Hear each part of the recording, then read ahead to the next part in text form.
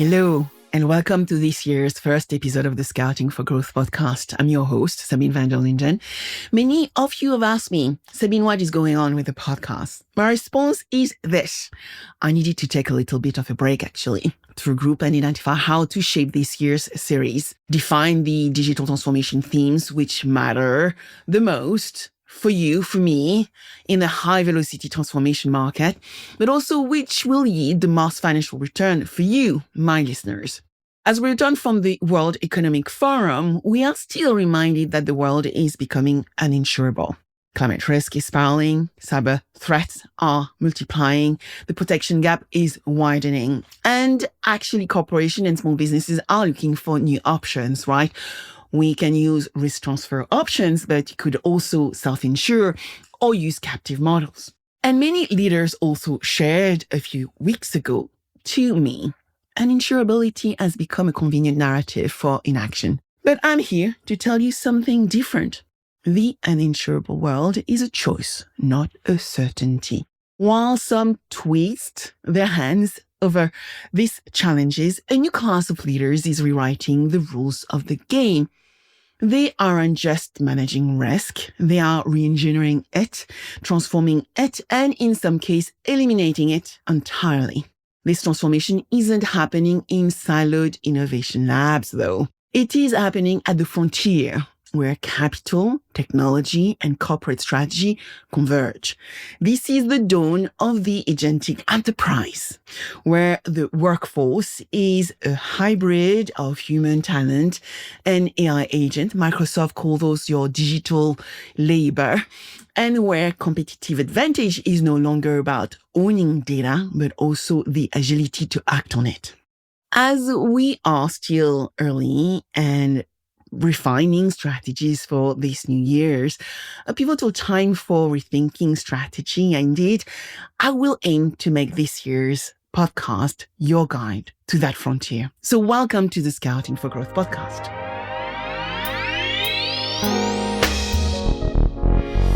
So what exactly is a frontier firm and why does it matter now at the start of 2026? I will never forget walking into EY's Frontier Zone at Microsoft Ignite in San Francisco late last year. The energy was electric. Picture a room of Fortune 500 executives and startup and scale-up founders, all abuzz about AI. Not just what it could do, but what they were already doing with it. Over 70 new AI product announcements were unveiled that week. Yet the real headline was an inflection point in how we work. The conversation had shifted from what if AI to how do we make this real at scale? A CTO from a global company pulled me aside, eyes shining with a mix of excitement and urgency. She says, Sabine, we have to close our capacity gap. My teams are working harder than ever, and it is still not enough. How do we fundamentally change this? That question is the trillion-dollar question, actually, and it is why the frontier firm matters. For years, we have faced a growing capacity gap. Our teams are working harder than ever, yet there is more work, more data, and more complexity than humans alone can handle. As one EY executive kept at Ignite, the light bulb did not come from the continuous improvement of the candle. And that was actually on the first day of the conference where EY invited me to the Frontier Zone to meet a number of executives to talk about the frontier, messages and the agentic frontier. We need a leap, not a tweak, he says. And I was told that a leap is agentic AI, potentially for many of us. So a frontier firm, in the simplest terms, is an organization that is human-led but agent-operated. This means your people set the vision and define success, while AI agents handle a significant share of the execution, working autonomously with oversight across processes. These are not just companies using AI for a few tasks. These are organizations fundamentally reshaping around AI-driven capacity and capabilities. Microsoft defines a frontier firm as a company powered by intelligence on tap, run by human agent teams, and defined by a new role for every employee, the agent boss. This is a profound shift, right? We are moving from a world where humans are merely assisted by AI. Think of a co-pilot helping you draft an email, to a world where humans and AI are true collaborators. The human remains the decision maker, the strategist, the empathetic leader. But the heavy lifting, well, that is increasingly done by your digital workforce or digital labor. The journey unfolds across 3 phases. Phase 1 is human with AI assistance. AI tools help you with specific tasks. So you prompt and you get an answer. So let's say we just do some emails today. Phase 2 is human agent teams, AI agent joint teams as digital coworkers, handling discrete tasks and human guidance. So for me is, doing my schedule. So every week I have things happening within AI. For example, some of my research is done on specific days of the week. And when I wake up, I can go straight into it. Phase 3 is human-led, agent-operated. So that is where autonomous agents execute entire workflows with human setting strategy and intervening only for exceptions. So imagine if we talk about underwriting of claims, the data and the identification of the clients is done automatically, and then the underwriter comes to actually take the final decisions. This isn't a far-fetched, off-the-chart future. It is happening today. Look at the global leaders already charting this frontier. Telstra in Australia, yes, one of the largest Australian telecom giants, it is setting the standard for scaling AI securely and responsibly.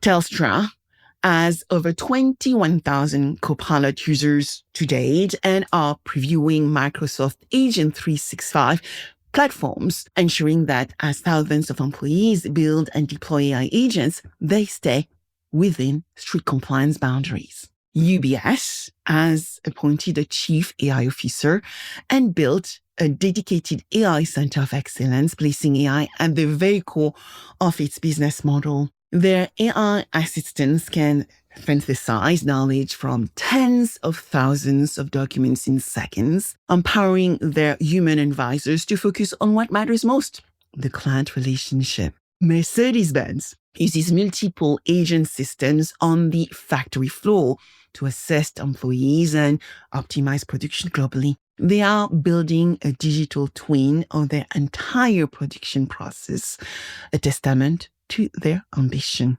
And Nestle has joined force with Harvard and Microsoft in a multi-year collaboration to shape a human-led, AI-driven future across its entire value chain. Their CIO has been clear. AI isn't a pilot at Nestle. It is already at work from farm to fork. These companies are not just tinkering. They are fundamentally rethinking their operating models, their culture, and their leadership. They are the pioneers of the agentic frontier, and they are showing us what is possible.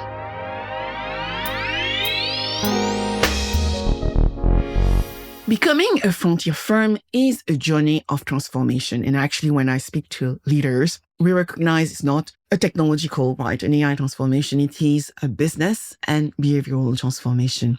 In my work, advising C-suite executives and building venture client labs, I have identified 5 critical levers that separate the leaders from the laggards. Think of these as your toolkit for navigating the frontier. The first lever is data, governance, and ethics. So imagine trying to launch a rocket from a swamp. That is what deploying advanced AI on poor data feels like. You cannot build an agentic organization on a data swamp. Frontier firms treat data as a strategic asset and ethics as a non-negotiable. This is the bedrock upon which everything else is built. It is the unglamorous but essential work of creating unified data platforms, high-quality data set, and responsible AI guardrails.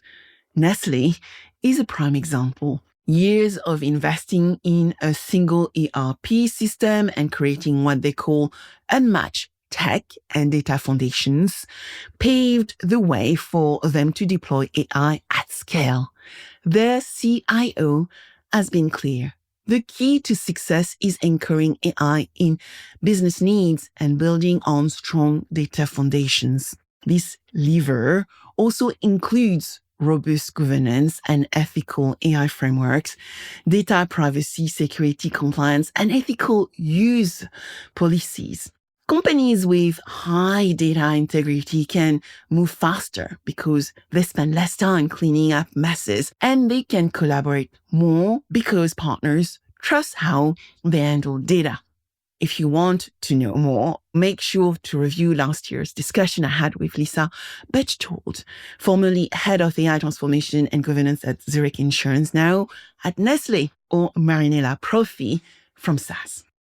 The second lever is ecosystem partnership and open innovation. Here is a truth I tell every CEO I work with. You cannot cross the agentic frontier alone. The complexity is too hard, the talent too scarce, the technology landscape is too broad. Frontier firms are super connectors. In fact, 85% of CEOs believe they must partner more than ever to achieve their strategic goals in the AI era. Whether it is alliances, joint ventures, or consortiums, frontier firms cultivate networks of innovation. EY and Microsoft have a powerful alliance, combining EY's deep industry expertise with Microsoft's world-class AI platforms to deliver value neither could deliver alone. This de-risks the journey and accelerates time to value. Another flavor of ecosystem play is a venture client model, something close to my heart and on which I've been working for over 10 years. Instead of just investing in startups, for instance, large enterprises become their early customers to rapidly integrate new technology. The corporate gets a custom solution, the startup gets revenue and a real-world but testbed. So it's win-win for both.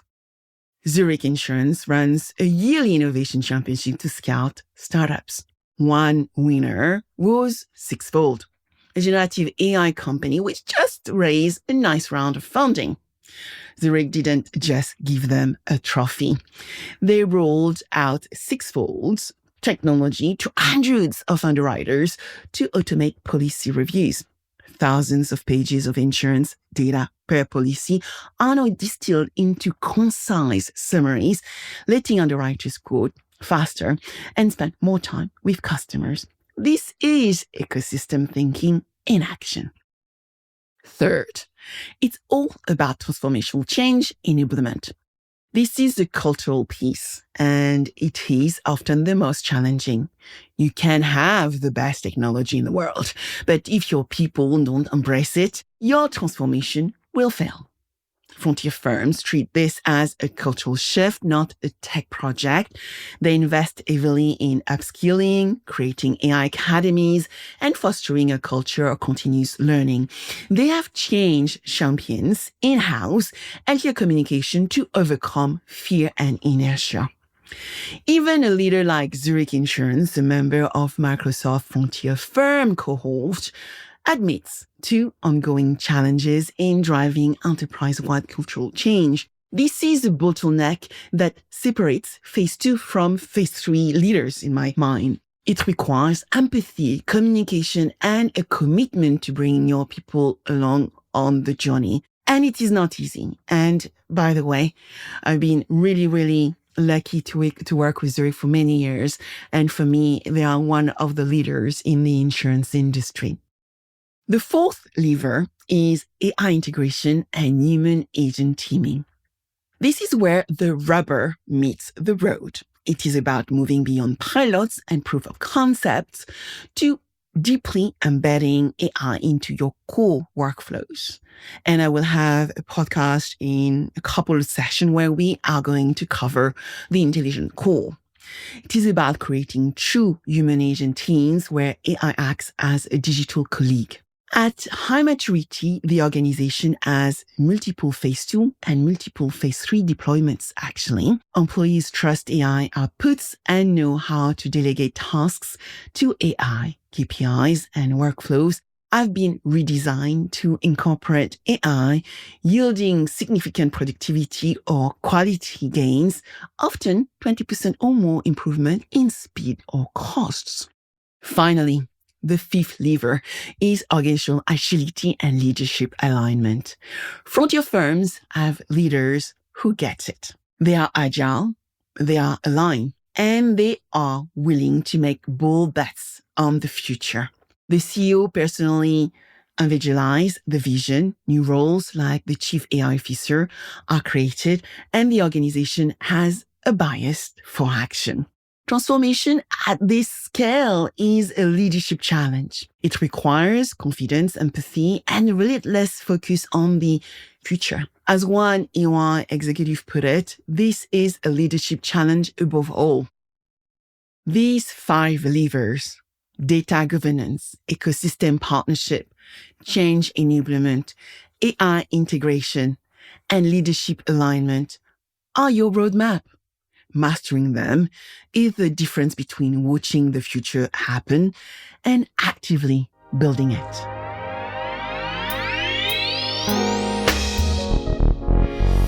Now, let's bring this home to the insurance industry by applying this 5-lever framework to the global P&C and life insurance landscape. We have identified a new global leaderboard. And you know what? I intend to do far more work on this over this year. We call them the Agentic 5. They are not just ahead of the curve. They are operating in a different paradigm entirely. So number 1, Ping An Insurance Group from China.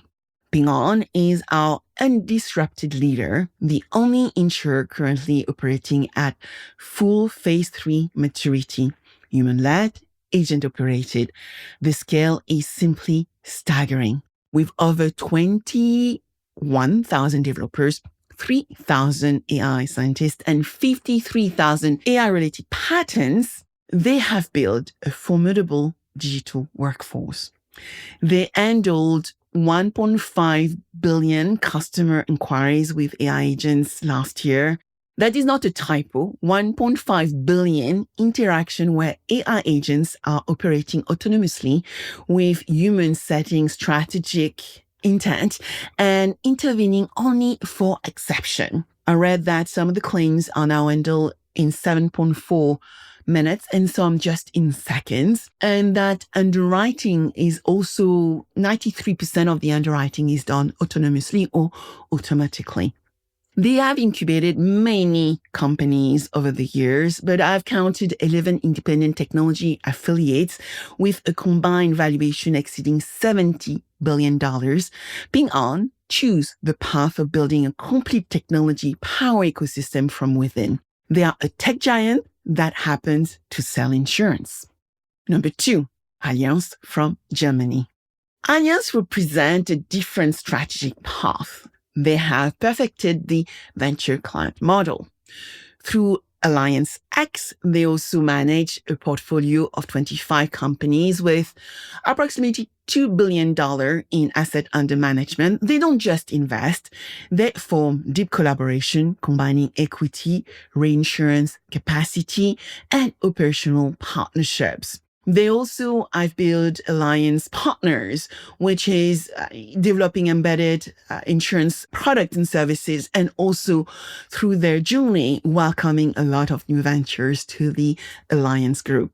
They are the industrialists strategically acquiring capability by partnering with the best and brightest startups like Coalition for Cyber Risk or Pi Insurance for small business coverage. This is the gold standard for how to industrialize corporate startup partnerships. Number 3, Chubb from the United States. Chubb has chosen a third path. the platform ecosystem architect with Chubb Studio, they have built the rails on which the future of insurance distribution will run. Their AI optimization engine, launched in late 2025, provides AI as a service to digital partners, enabling them to become tech-first insurers. Chubb is not just selling insurance, it is scaling its reach exponentially by enabling an entire ecosystem. Rather than competing with digital platforms, they are enabling them. Number 4, Zurich Insurance from Switzerland. Zurich exemplifies the governance-first approach. As a member of Microsoft Frontier Firms cohort, they have made bold structural moves, hiring a chief AI officer, opening a dedicated AI research lab in Zurich, focusing on risk assessment, claims management, and customer service. Their strength lies in ensuring that AI is deployed responsibly and at scale.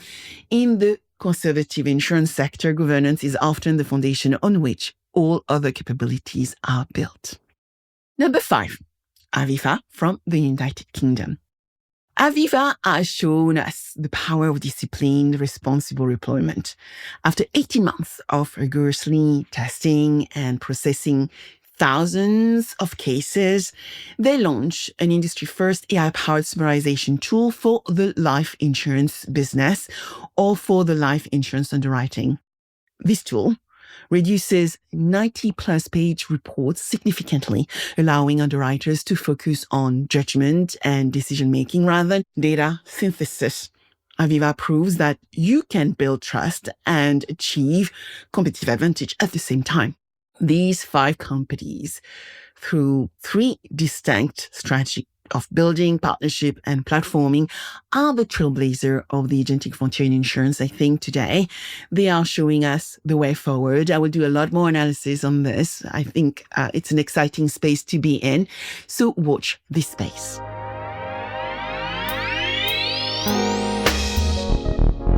So what does this all mean for you? The market is sending an unequivocal message. The future of financial institutions, including insurance, all regulated industry, belongs to the agentic enterprise. This is not a distant vision. It is happening right now. Let me speak directly to each of you as a result. If you are a chief digital or transformation officer in a large incumbent, reading reports at dawn, feeling that your 20 years of experience might become obsolete, the message is this. The Playbook for the Agentic 5 gives you a board-ready path to de-risk innovation. So really look at those 5 business models. I recommend that you follow also Alchemy Crew's journal, where we will unpack some of those stories and case studies so that it makes it much easier for you to create those board-ready reports. Start by identifying one high path to rich workflow also, like underwriting or claims, and redesign it around a human AI partnership. Form a cross-functional fusion team and give them a 90-day mandate to deploy an AI agent that handles data synthesis, allowing the human expert to focus on judgment. This is the Aviva model, in short, and it worked. If you are a startup CEO or CTO with a $5 to $50 million raise, fearing you will run out of runway before closing that enterprise deal, I know that in insurance it can take between 12 to 18 months. Know this, the alliance of the world are looking for you. Not all of them actually takes 12 months to close the deal. They need your speed and your specialism. So make sure that you develop the specialist capabilities that they need. And please don't start with the tech. Start with the problem. Frame your solution not as a piece of technology indeed, but as a direct answer to their capacity gap. And I will write an article on this, and I will also do a podcast on that specific topic, the capacity gap. Speak their language. Show them the shortcuts through the corporate maze. The venture client model is your pathway to that Fortune 500 logo, actually. If you are a pragmatic bridge builder, I would say a VP or a director in a regional insurer for another failed IT project, The Aviva model is your guideline. Focus on a single measurable use case, prove the value with a disciplined, human-centric approach, and build momentum from there. Emphasize clear momentum and also the use of methodology, playbook, blueprints, integration capability, and ROI-driven timelines. And if you are ahead of sustainability or innovation, worried that the industry will become obsolete, use this framework as an ammunition. Equip your leaders with these case studies. Show them that this is not a theoretical future, but a present-day reality. The uninsurable world, which I mentioned at the beginning, is a choice. The agentic enterprise is a choice. The agentic 5 have made their choice. They are not waiting for the future to happen to them. They are building it together in ecosystem on shared value. The playbook is in your hand. The tools are available. The only question is, who will have the courage to execute?